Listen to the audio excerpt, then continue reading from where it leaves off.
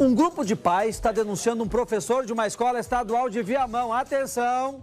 Grupo de pais denuncia professor de escola estadual de Viamão por assédio de alunas no ensino médio.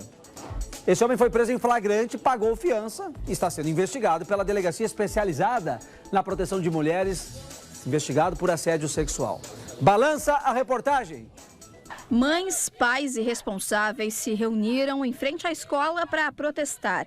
Os cartazes pediam providências da instituição e das autoridades. Na terça-feira à tarde, um professor foi preso em flagrante por suspeita de assédio sexual. Terça-feira, quem chamou a polícia foi o vice-diretor junto com uma professora, após as 3 meninas chegarem na direção em prantos de choro, porque o diretor tinha pegado uma delas no corredor ali e mandado a menina se silenciar, que não era para a menina falar nada, inclusivemente perguntando onde é que estavam as câmeras, onde é que ficavam as câmeras da escola, tá? Foi esse o episódio de terça-feira, ele passando a mão no corpo das meninas, dizendo que as meninas estavam gostosinhas, que as meninas tinham que descer para a sala de informática com ele. Foi depois desse episódio que chamaram a polícia. As acusações são graves. A minha filha disse que toda vez que ela chegava na sala de aula, ele pedia que ela fizesse massagem nas costas dele, que ele sentia muita dor nas costas. E toda vez nessas massagens, ele passava a mão no corpo da minha filha, passava a mão atrás da minha filha, assim, só que a minha filha ficava constrangida de falar. E, inclusivemente, na segunda-feira, minha filha foi a primeira a entrar em sala de aula e ele não hesitou, não pensou 2 vezes antes de dar um beijo na boca da minha filha. Chegou, deu um beijo na boca da minha filha e pediu que ela fizesse massagem novamente nele, que ele estava com dor nas costas. Foi quando ele tocou o corpo da minha filha novamente. Relataram que esse professor passava a mão nos peitos, né, nas nádegas, nas costas, mas é de uma forma assim que ele, a gente que é adulto já entende, ele fez isso desde o começo para ganhar confiança, entende? E dessa forma já começar a abusar de quem ele sabe que poderia, né? E nesse caso também as gurias contaram que ele mostrava foto da casa com piano, tipo para encher os olhos das meninas. Muitas passam necessidade, como a gente sabe, é uma escola pública, né? E mostrou até a conta bancária dele. O caso teria acontecido dentro da sala de aula. Aí eu fui direto para a delegacia, porque eles já estavam lá. E na delegacia, aí ela conversou comigo e falou que já fazia 3 semanas que estava acontecendo, que ela ficou com medo de relatar em casa, porque ele é um professor, ele é, vamos dizer, quem manda na sala, entendeu? E ela não teve coragem de me contar. Ela disse que ele passou a mão nela, ele fez proposta para ela. E quando ele chegou, ele disse para mim, mãe, eu estava na sala de aula ajudando meus colegas a botar os e-mails dentro dos computadores, que a gente tinha uma prova da SEDUC. E quando eu vi, o meu professor estava com a mão dentro do sutiã da minha colega. Comentei com a minha coleguinha do lado, perguntando para ela se ela também estava vendo isso.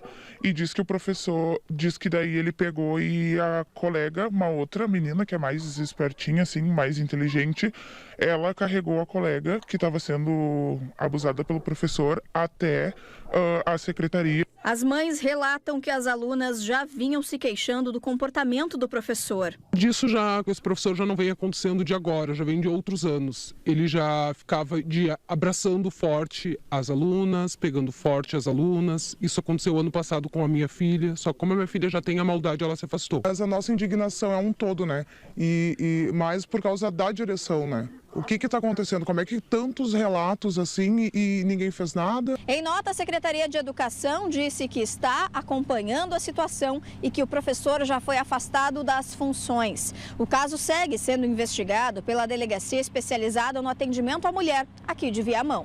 O homem foi liberado após pagamento de fiança. Eles estipularam um valor para ele sair e ele está livre, né? Ele vai responder em liberdade. Nossa produção não conseguiu entrar em contato com a escola e nem localizar a defesa do investigado. Justiça! Justiça! Justiça! Justiça! Justiça!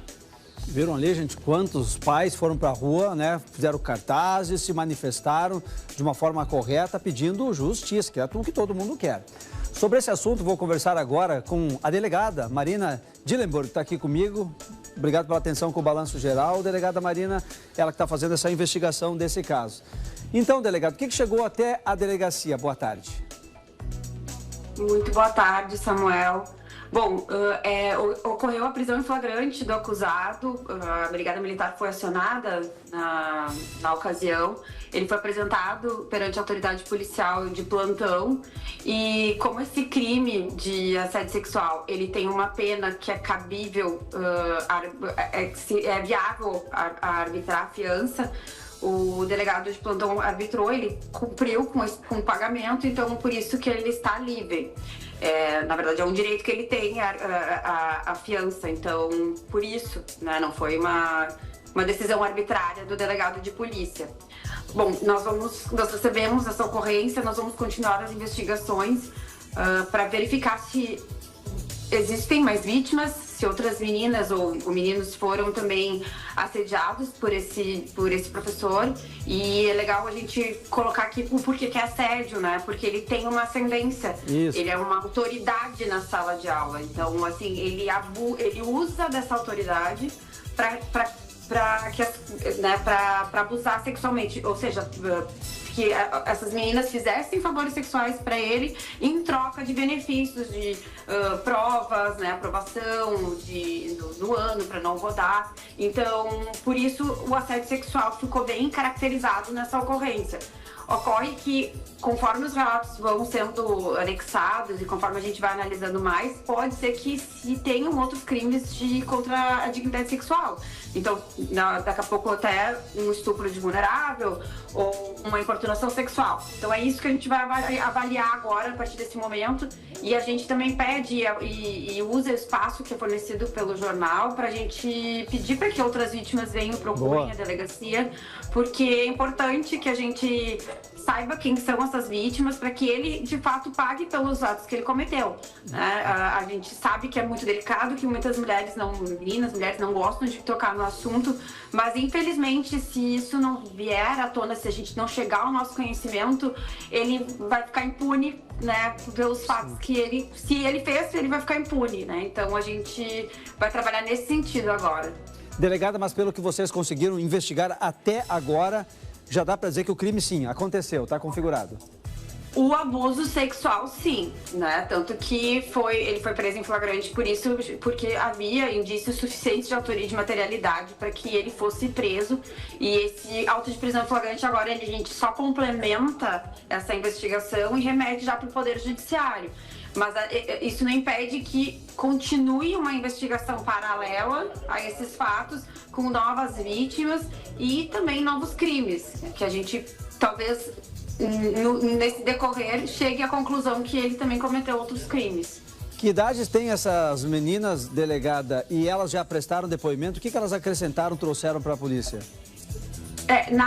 Elas foram ouvidas no dia da prisão em flagrante, tá? A gente tem como uma prática não revitimizar, né, essas vítimas, principalmente as crianças e as adolescentes.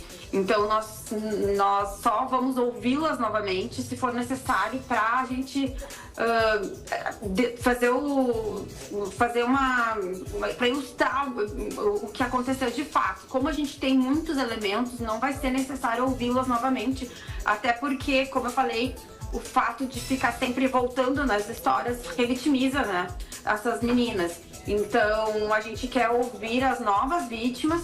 E com relação às adolescentes, eu agora não me recordo da idade, eu acredito que seja 13, 15 anos, né, são adolescentes. E ele, então, utilizava, como eu falei, dessa autoridade dele para que elas fizessem favores sexuais para ele. E em alguns momentos ele, inclusive, nem pedia nada em troca, ele simplesmente violava a intimidade dessas meninas, né? Que coisa nojenta. Na sala de aula.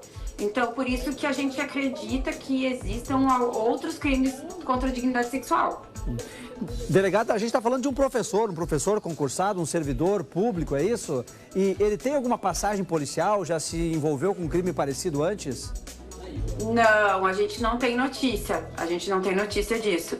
Mas não quer dizer que não tenha acontecido, porque a gente sabe que esses crimes são muito sensíveis e que as mulheres vítimas, né, têm muita dificuldade para falar, para reportar. Inclusive, a Polícia Civil tem programas que vão, né, que vão até as escolas, conversam com os adolescentes para que conversem sobre o assunto, para que os adolescentes venham e tragam alguma situação de estupro, de violência sexual, porque a gente sabe que é muito subnotificado, que ocorre no seio familiar, ocorre em lugares como a escola, a família, né? Então, assim, e aí as pessoas que têm autoridade, que são os pais, os tios, os padrastos, os professores, aproveitam disso para violar sexualmente as adolescentes que são vulneráveis, né? Então, são crimes muito pesados e muito tristes. É bem difícil de lidar com a situação, não tenho dúvida nenhuma. Delegada, é um crime que... Qual o tempo para prescrição desse crime? Porque eu quero estimular as pessoas que eventualmente foram vítimas dele lá atrás, no passado, né? E que não sabem se pode denunciar ou não pode mais. Tem uma data? Tem um prazo isso? Assim, a prescrição contra os crimes com relação a menores de idade, eles começam só depois que a vítima vira adulta, ou seja, completa 18 anos. Então, as vítimas não precisam se preocupar com isso na hora de reportar esses fatos. Assim. Não é raro de vítimas, depois de 10, 20 anos, virem trazer, e aí também, dependendo do crime, ele não prescreve. Então, assim, a gente tem essas peculiaridades. Então, a gente procura estimular para que todos venham e conversem e falem e reportem o que aconteceu, porque a gente, depois que vai fazer essa análise, e aí se não couber, pelo menos vai ficar no histórico desse agressor que ele cometeu esse delito. Delegada, por último, só por causa do anseio das pessoas que estavam ali conversando com a nossa repórter, né? Que ficam indignadas por ele estar solto. Ele não podia ser mantido preso por tudo que cometeu? Pois então, como eu falei, não fui eu que recebi a ocorrência policial, mas conforme eu verifiquei, ele não tinha antecedentes que subsidiassem uma eventual prisão preventiva, e o delito que ele foi preso é um delito que ele prevê que o delegado de polícia arbitre fiança. Então, é um direito que ele tem.